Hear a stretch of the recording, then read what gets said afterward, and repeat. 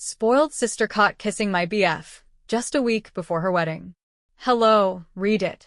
At 28 years old, I found myself navigating a deeply unsettling situation involving my 26-year-old sister and my 29-year-old boyfriend. As her wedding day drew closer, her interactions with him took on a tone that felt increasingly inappropriate, though they were subtle enough to sow doubt in my mind. It started with small gestures, excessive laughter at his jokes, even when they weren't particularly amusing, and a lightness in her tone whenever she spoke to him. Initially, I convinced myself that I was overthinking.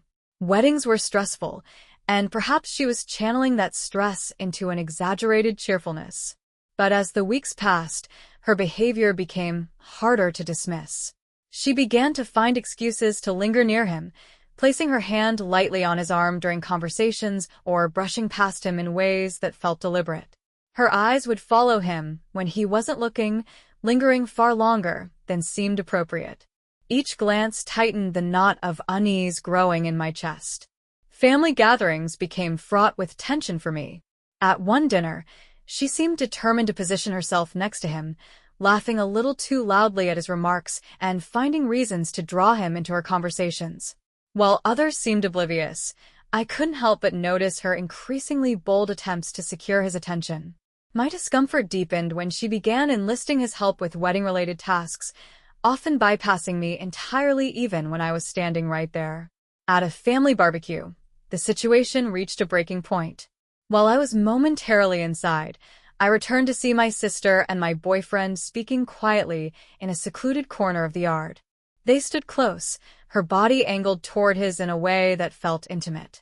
She giggled at something he said, her face lighting up with an expression I hadn't seen directed at her fiancé in weeks. The sight sent a sharp pang of nausea through me. When they noticed me watching, they separated instantly. My sister walked away without a word, leaving a trail of discomfort in her wake. That evening, the image of them together replayed in my mind over and over. The way they had stood, the ease of their interaction, it all felt like evidence of something I wasn't ready to admit. I tried to approach the situation rationally, recounting all the instances that had led me to feel this way. Each one seemed innocuous enough in isolation, but together, they painted a picture I couldn't ignore. Over the next few days, I became hyper-aware of their every interaction. Her enthusiasm for his company was impossible to miss, and his nonchalant responses left me unsure whether he was oblivious or complicit. She found endless reasons to involve him in her preparations, from choosing music to running errands, always under the guise of needing his opinion or help. At times, I caught her watching him when she thought no one was looking, a soft expression of admiration on her face that didn't belong there. In my frustration, I sought to address my concerns with him directly, laying out everything I had noticed. Yet, my attempts to explain the unease I felt were met with resistance. He seemed perplexed by my observations, dismissing them as overreactions. He insisted that her actions were innocent, attributing them to her excitement about the wedding and her naturally affectionate personality. But his reassurances only deepened my frustration. It felt as though he couldn't, or wouldn't, see what was so glaringly obvious to me. Despite his insistence that there was no cause for alarm, I couldn't shake the feeling that something was deeply wrong. Each time I raised the issue, the conversation seemed to spiral into frustration on both sides. His repeated attempts to convince me that nothing was amiss felt like a refusal to acknowledge my perspective. I, in turn, struggled to articulate the growing sense of betrayal and helplessness that consumed me. The days leading up to her wedding became a minefield of emotions. Every family gathering, every interaction between the two of them, became an exercise in restraint. I found myself watching their every move, unable to relax in their presence. My sister, whether intentionally or not, continued her pattern of seeking his attention. It seemed as though she was testing boundaries that neither of us dared to acknowledge aloud.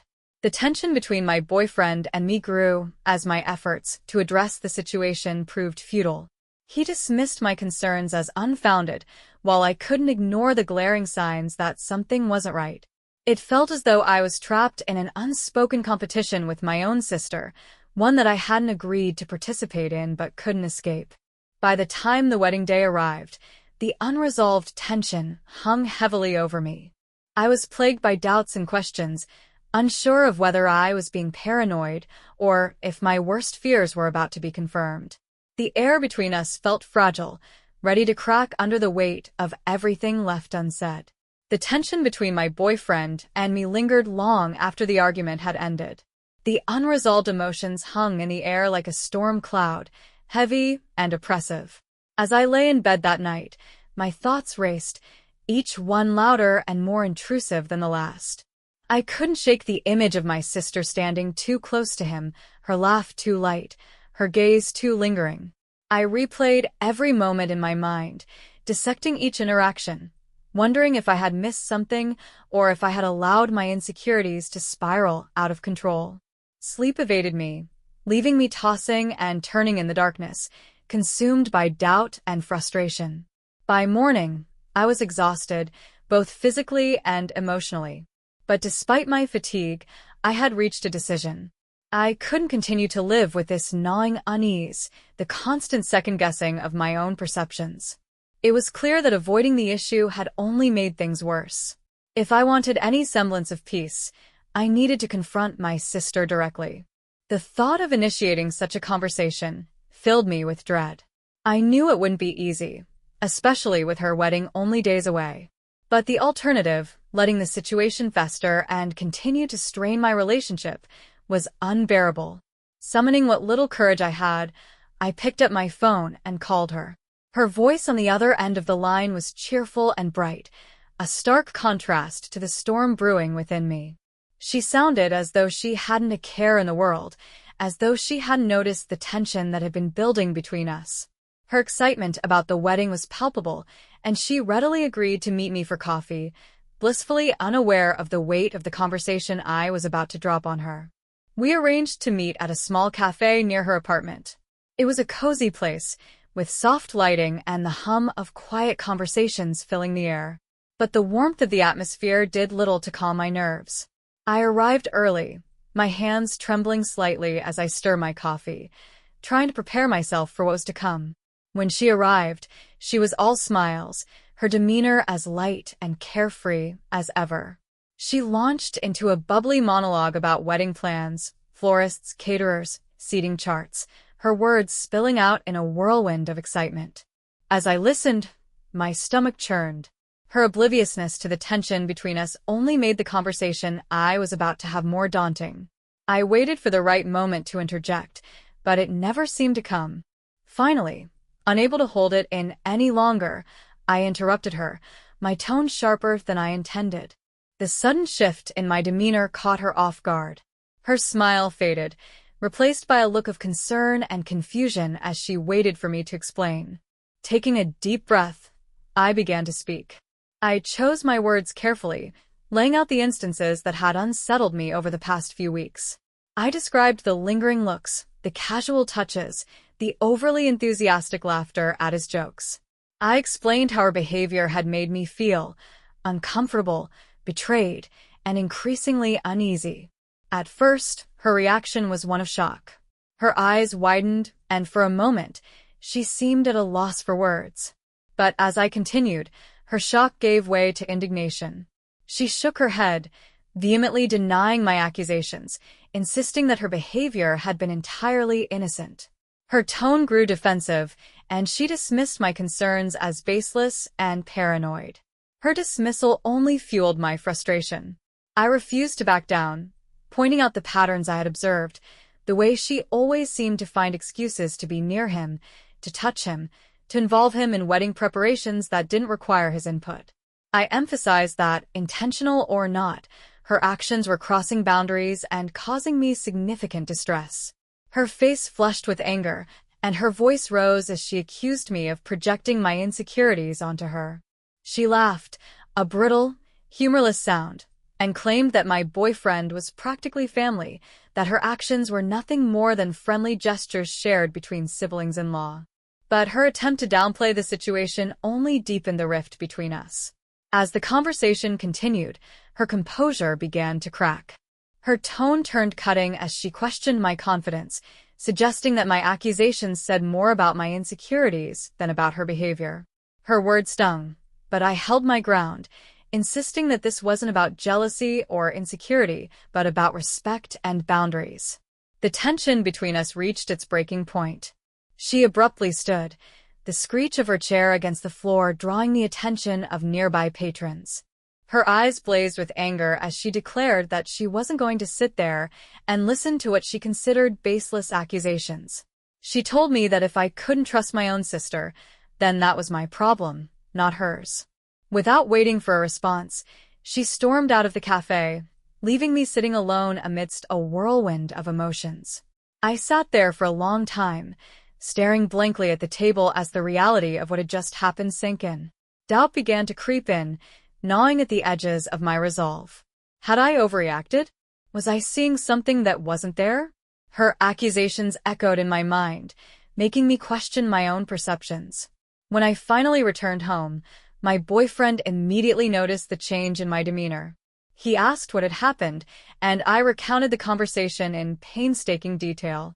As I spoke, his expression shifted from concern to quiet contemplation. When I finished, he let out a heavy sigh and suggested that I might have handled the situation poorly. He worried that confronting my sister so directly, so close to her wedding, might have done more harm than good. His words hit me like a second blow, leaving me feeling as though I was being blamed for everything. I asked him if he thought my sister's behavior was innocent. While he didn't outright agree, he expressed doubt that she had been intentionally crossing boundaries. He suggested that perhaps I had misinterpreted her actions, that she was naturally affectionate and excited about the wedding. The conversation quickly turned into an argument. I felt defensive, frustrated that he seemed more concerned about the fallout with my sister than the pain her actions had caused me. He argued that my emotions had clouded my judgment, leading me to escalate the conflict unnecessarily. By the end of the night, nothing had been resolved. My sister was furious, my boyfriend was distant, and I was left feeling more isolated than ever. The situation loomed over me like a dark, oppressive cloud, with no clear path forward and no resolution in sight. That night, after yet another argument, my boyfriend decided to go to bed, leaving me alone with my thoughts. The silence in the room was oppressive, amplifying the swirl of doubts and emotions racing through my mind. I couldn't shake the feeling of betrayal, but I also couldn't ignore the guilt gnawing at me. Had I pushed too hard, overstepped some invisible line in my desperation to protect what I valued most? The days that followed were a haze of tension and uncertainty. My sister completely cut off communication with me, her silence creating a chasm that felt impossible to bridge. My parents, noticing her distress, reached out to me, their tone full of concern but also veiled judgment. When I explained the situation, their reactions only deepened my sense of isolation. They didn't understand, or perhaps didn't want to. To them, I had overreacted, created drama where none should exist, and jeopardized an important family moment so close to Sarah's wedding. The wedding loomed closer, and the role I was meant to play as a bridesmaid became a source of dread. What was once a position of honor now felt like a crushing burden. I couldn't imagine standing beside my sister, smiling and pretending everything was fine when our relationship had fractured so completely. I wasn't even sure if she still wanted me to be part of her day. My boyfriend, still invited to the wedding without question, tried to reassure me. He suggested we both attend to demonstrate that there were no lingering hard feelings, but the thought filled me with dread. I couldn't envision myself sitting in that church, watching her walk down the aisle, knowing the anger and hurt simmering beneath the surface. It made me feel physically ill. Several times, I tried to reach out to Sarah. I left voicemails, my voice heavy with regret as I apologized and begged for the chance to talk. Each time, my calls went unanswered. I even went to her apartment, but she refused to see me, closing the door before I could say more than a few words. As the wedding day approached, my anxiety grew to unbearable levels. I had nightmares in which I arrived at the ceremony only to find everyone turning to stare at me, their expressions full of judgment and disdain. The dreams left me shaking, cold with the weight of my own fears and insecurities. Then came the moment that shattered everything. A week before the wedding, I went to my parents' house, hoping to clear the air and repair the fractured relationships that had been weighing on me. As I approached the front door, I heard muffled voices coming from the side of the house. Curiosity overcame me, and I followed the sound, making my way toward the garden. What I saw stopped me in my tracks. Hidden partly behind a large plant, my sister and my boyfriend were locked in an embrace so intimate and unmistakable that the truth hit me like a physical blow. Her legs were wrapped around his waist, his hands gripping her body in a way that left no room for ambiguity. They were completely absorbed in each other, oblivious to my presence. For a moment I was frozen.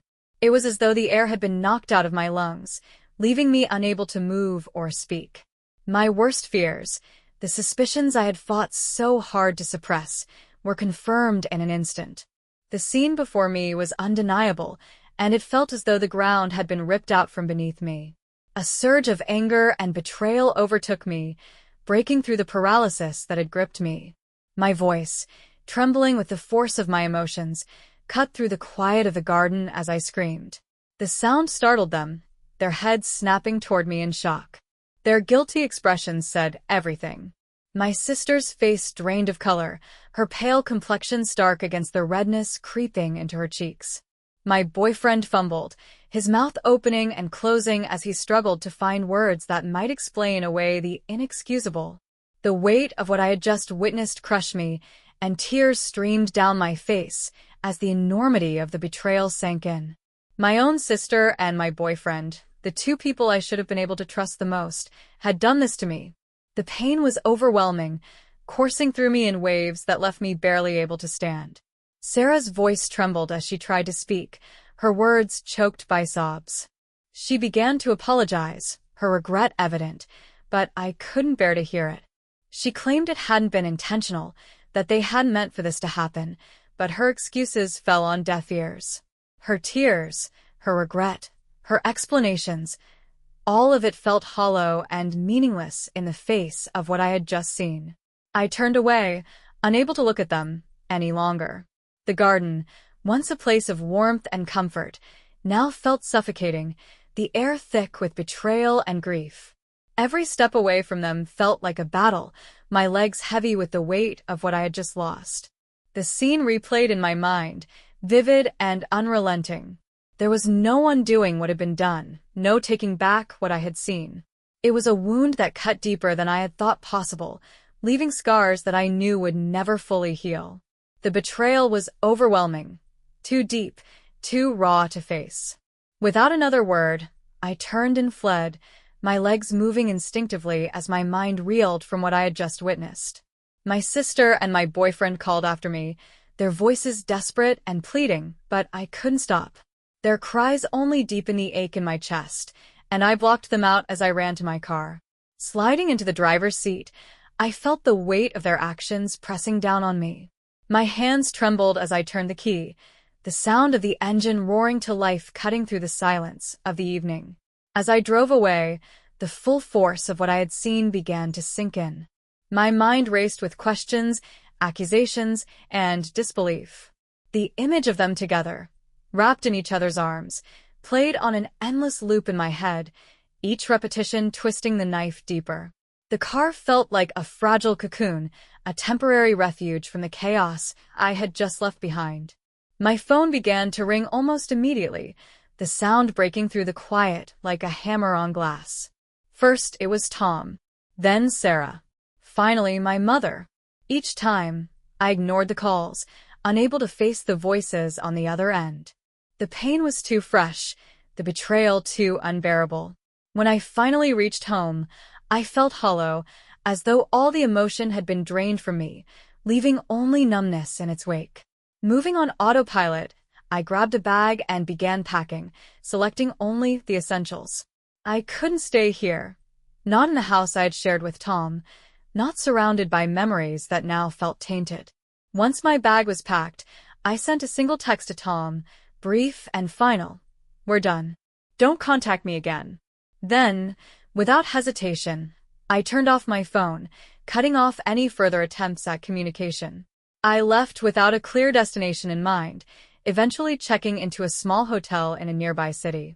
The room was stark and impersonal, but it provided the anonymity and solitude I desperately needed. Sitting on the edge of the bed, I stared at the walls, my mind racing in 1,000 different directions. The wedding was only a few days away, but the idea of attending was unthinkable.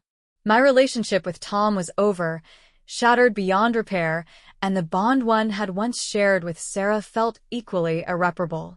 It felt as though my entire world had been turned upside down. For weeks, I had been made to feel like I was paranoid, irrational, even crazy for suspecting something was wrong. But I had been right all along, and the validation of that truth brought no comfort, only a deep, aching sorrow. The realization of their betrayal was almost too much to bear. Every moment I had spent doubting myself, every reassurance I had been given, now felt like a cruel joke. In the quiet of the hotel room, I found myself questioning everything. How would I ever be able to trust anyone again after this? How could I move forward when the people I loved most had inflicted this kind of pain?